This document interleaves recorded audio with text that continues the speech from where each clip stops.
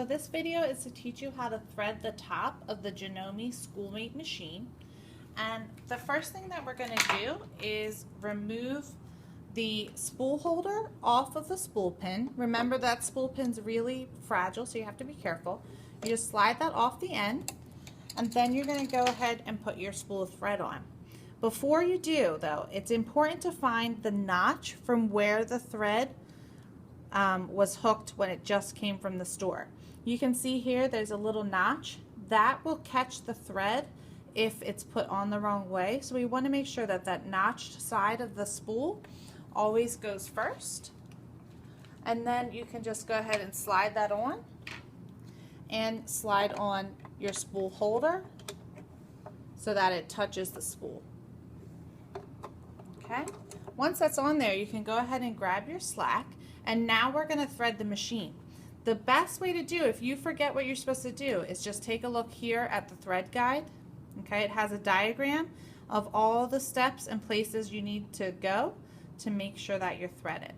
So first we'll take our thread and hook it under thread guide number 1. So it goes behind and under. Okay, you can lift it up a little bit to make sure it's all the way under. Then you take your thread around and down to thread guide number 2. You'll see there's a little U here and the number 2. And then back up to the thread take-up lever. The take-up lever can be a little tricky, and it's why a lot of people's machines get jammed if you don't do it correctly. So do it correctly. You want to put the thread to the back and then quickly pull it forward. And what that does is it brings the thread all the way to the front of the thread take-up lever.